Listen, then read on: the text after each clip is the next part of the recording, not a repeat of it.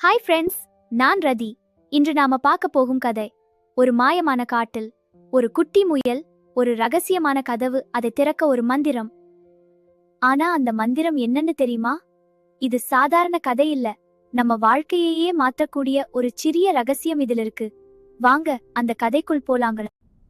ஒரு மாயமான ஒளி வீசும் காட்டு உலகத்தில் நட்சத்திர ஒளியில் மின்னும் மரங்களும் வண்ணமயமான பூக்களும் நிறைந்த இடத்தில் ஒரு அழகான மாய முயல் வாழ்ந்தது. அவள் பெயர் கவி. கவி மிகவும் புத்திசாலி, ஆர்வம் நிறைந்தவள். அவள் ஓடும்போது அவள் பாதங்களின் கீழ் சிறிய ஒளித்துளிகள் மின்னும். அவள் காது மெதுவாக அசைந்தால் கூட காற்று இசை பாடும். ஆனா அவளுக்கு பண்பாக பேச தெரியாது. கவி தவறு செய்தால் மன்னிப்பு கேட்க மாட்டாள். யாரேனும் உதவி செய்தால் நன்றி சொல்ல மாட்டாள். இதனால் மற்ற விலங்குகளுக்கு அவளை பிடிக்காது. ஆனால் கவி அதை பற்றி கவலைப்படவே இல்லை. ஒரு நாள் காலை கவி மாயக்காட்டுக்கு உள்ளே ஆழமாக சென்று புதிய இடங்களை ஆராய்ந்து கொண்டிருந்தாள். அப்போது அவள் ஒரு ரகசியமான அழகான தோட்டத்தை கண்டுபிடித்தாள். அது ஒரு உயரமான கதவின் பின்னால் இருந்தது. அதற்குள் வண்ணமயமான மலர்கள், பட்டாம்பூச்சிகள், இனிமையான பறவைகளின் குரல்கள், ஒரு மின்னும் குளம், எல்லாமே இருந்தது. வாவ், நான் உள்ளே போகணும் என்று கவி உற்சாகமாக சொன்னாள். அவள் கதவை தள்ளினாள். ஆனா அது திறக்கவே இல்லை.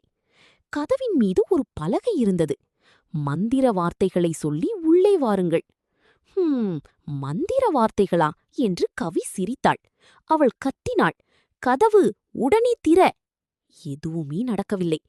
ஜாலி ஜூம், அப்ரகடாப்ரா என்று பல வார்த்தைகள் சொல்லினாள். ஆனா கதவு அசையவே இல்லை. கோபமடைந்த கவி, இது ஒரு பயனற்ற கதவு என்று சொல்லி கீழே உட்கார்ந்தாள். அந்த நேரத்தில் ஒரு மாய ஒளிமான் மெதுவாக வந்தது. அது ஒரு சாதாரண விலங்கில்லை. அதன் கொம்புகள் நட்சத்திரம் போல மின்னின. அதன் கண்களில் அமைதி இருந்தது. என்ன பிரச்சனை கவி என்று அது மெதுவாக கேட்டது. இந்த கதவு திறக்கவே மாட்டேங்குது. மாயமான சொற்கள் சொல்லணும்னு எழுதியிருக்காங்க. ஆனா எதுவுமே வேலை செய்யல என்று கவி கோபமாக சொன்னாள். ஒளிமான் சிரித்தது. மாயமான சொற்கள் மந்திரம் இல்ல, அது அன்பு மற்றும் மரியாதை கொண்ட வார்த்தைகள். கவி குழப்பமடைந்தாள். அப்படி என்ன சொற்கள்? ஒளிமான் சொன்னது, நீ மரியாதையாக கேட்டுப்பார். கவி மெதுவாக கதவை நோக்கி நின்று இந்த முறை அமைதியாக சொன்னாள், தயவு செய்து கதவை திறக்க முடியுமா? கதவு மெதுவாக ஒளியுடன் திறந்தது. கவி ஆச்சரியமாக, அட, இது வேலை செய்திடுச்சே என்று சொன்னாள். அவள் மகிழ்ச்சியுடன் தோட்டத்துக்குள் சென்றாள். அது அவள் நினைத்ததையும் விட அழகாக இருந்தது. ஒளிமான் ஒரு அழகான பூவை பறித்து கவியிடம் கொடுத்தது.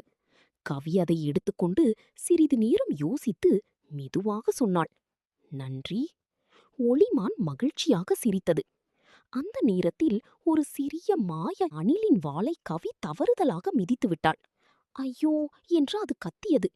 கவி உடனே, மன்னிக்கவும், நான் கவனிக்கவில்லை என்று மனப்பூர்வமாகச் சொன்னாள். அணில் சிரித்தது. பரவாயில்லை. அந்த நாள் முதல் கவி மாறினாள்.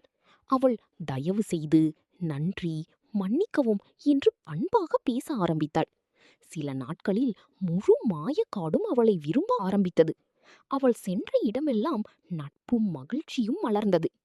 அப்போது கவி புரிந்து கொண்டாள், மந்திர வார்த்தைகள் கதவுகளை மட்டும் திறக்காது, இதயங்களையும் திறக்கும். மரியாதையான வார்த்தைகள்தான் உண்மையான மந்திரம். பண்பாக பேசினால் உலகமே உன்னை நேசிக்கும். ஃப்ரெண்ட்ஸ், இந்த கதையிலிருந்து நம்ம என்ன கற்றுக்கொள்ளணும்? தயவு செய்து, நன்றி, மன்னிக்கவும், இந்த 3 வார்த்தைகள் சின்னத தோணலாம். ஆனா இதுதான் உண்மையான மந்திரம். இதயங்களையும் கதவுகளையும் திறக்கக்கூடிய மந்திரம். நீங்களும் இதை தினமும் பயன்படுத்தி பாருங்க. உங்க வாழ்க்கையிலே ஒரு அழகான மாற்றம் வரும். இந்த கதை உங்களுக்கு பிடிச்சிருந்தா லைக் பண்ணுங்க, ஷேர் பண்ணுங்க, சேனலை சப்ஸ்கிரைப் பண்ண மறக்காதீங்க.